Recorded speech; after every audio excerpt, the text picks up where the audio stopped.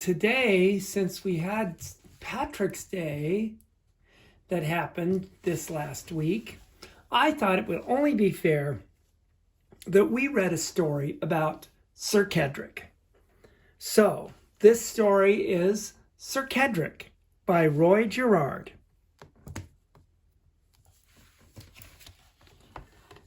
This says, "To our very own Sir Cedric the Good, with all our love, Mom and Dad." Sir Cedric by Roy Gerard. Sir Cedric was cheerful and gallant. Sir Cedric was gentle but bold. He ruled his lands wisely and fairly, and was very well liked, so I'm told. The people who lived near his castle were happy to be in his care, for robbers and villains all kept well away when they knew that Sir Cedric was there. He never was rude to his subjects, nor mean when their taxes were due, nor did he go kissing their daughters as some wicked knights used to do. Each morning he rode from the castle on Walter, his faithful old steed, who went round the countryside sorting things out and checking what people might need. But he sat in his castle one evening, polishing his armor and sword, and decided that life was so peaceful and calm he was getting quite restless and bored. So what do you think he did? Let's see. My goodness. He thought he would go on a journey to find some adventures and fun, for he'd heard there were lots of new things to be seen and many brave deeds to be done. He sent for his trusty friend Bertram and told him just what he had planned. Bert said that he'd look after the castle, and Cedric said that'll be grand. He took up the sword and his shield and lance and his armor all shiny and new, and in case he got hungry while riding along, he took cucumber sandwiches too. Oh, yum, that sounds good. Nothing like a good cucumber sandwich, huh? Well, what happened here? The people he met on the long country road passed him by with a smile and a wave, and said they'd not seen such a very fine knight, so handsome and sturdy and brave. Old Walter went on for mile after mile. He strode up the hills at a trot. Cedric would stop to give him a rest in case he got breathless and hot. They rode through a huge, gloomy forest, 100 miles wide it would seem, in the middle of which was a large open space and a tower and bridge and a stream.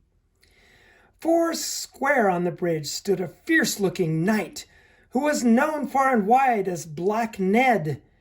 He had fat Matilda locked up in the tower, and he threatened to chop off her head. Matilda, though fat, was a princess, you see, and could have any man that she chose. But Black Ned was bad-tempered, dirty, and mean, and had hairs growing out of his nose. Ugh, that's icky. Oh my goodness. "These lands are all mine," said the evil Black Ned. "If you wish to pass through, we must fight." "It seems a bit silly," Sir Cedric replied, "but if you insist, well, all right." They charged at each other with furious speed and met with a horrible crash. Ned was knocked from his saddle right into the stream.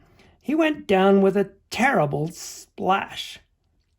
Matilda clapped loudly to see Ned brought low. "Bravely done, bold Sir Knight," she observed.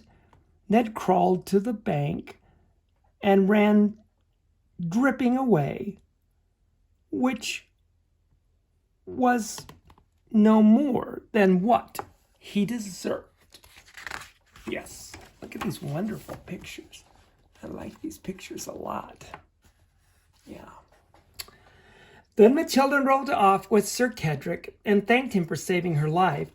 She said that Black Ned would have killed her, when she told him she'd not be his wife.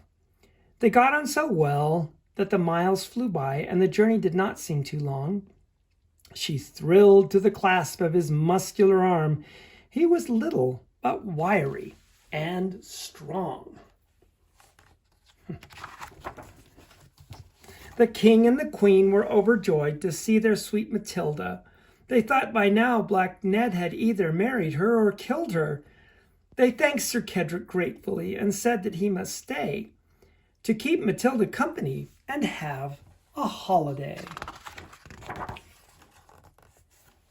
Matilda grew fond of Sir Cedric. They rode and picnicked together. They happily roamed through woods and lanes in beautiful summer weather. They ate fresh cucumber sandwiches and drank homemade blackberry wine. She thought he was a wonderful man, and he thought she was divine. I think they might be falling in love. Then Sir Cedric proposed to Matilda and asked if she would be his wife. He promised her all sorts of diamonds and things and love that would last for her life. I suppose you can guess that Matilda said yes, and Sir Cedric felt likely to burst. He said, "Let's go away and get married today." She said, "Let's tell my mom and dad first." What do you think their mother and father are going to say? The king and the queen were delighted and readily gave their consent.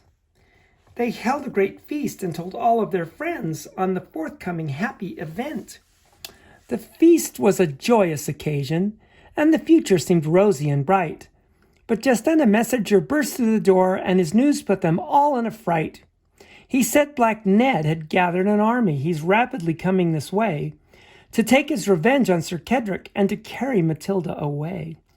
The guests started making excuses. Some said that they had gardens to tend. Some said they had castles to care for. Some said they had fences to mend. Some said they were troubled with illness. Some said they had to appear at another important engagement, whilst others were speechless with fear. What do you think Sir Cedric is going to do? Then Cedric jumped up on a table. He shouted out, "Listen to me! If you don't stop behaving like cowards, you'll never be happy and free. For Ned is that kind of fellow who likes to push people around. And if you don't stop them, they only get worse. At least that's what I've always found. So take up your swords and your armor and come forth with me to the fight." At this, they all plucked up their courage, for they knew that Sir Cedric was right. Oh, look, they all followed him. Wow, he's a good leader, huh? The battle began after breakfast and finished at 2:45, by which time Sir Cedric's men clearly had won. So they stopped and had afternoon tea. Black Ned was defeated and captured. The rest of his men ran away. He was taken to Cedric, and all waited to hear what that brave knight would have to say. He put down his cucumber sandwich and spoke very sharply to Ned. "Regard yourself lucky I don't have you killed, for some think you'd be better off dead. You've been bullying people for ages, and you've always been wicked and cruel. Now you've lost the fight, and you've lost your men, and you've made yourself look like a fool. Just this once you can go on your way, now that we've shown you who's boss. But if you should trouble again, I'll come back, and I won't be half as cross." Black Ned was delighted and grateful that Cedric was setting him free, and from that day on he changed his bad ways and was gentle as gentle could be. Oh. Then plans went ahead for the marriage, and people turned up by the score to witness the wedding of Cedric the Good as he married Matilda the Pure.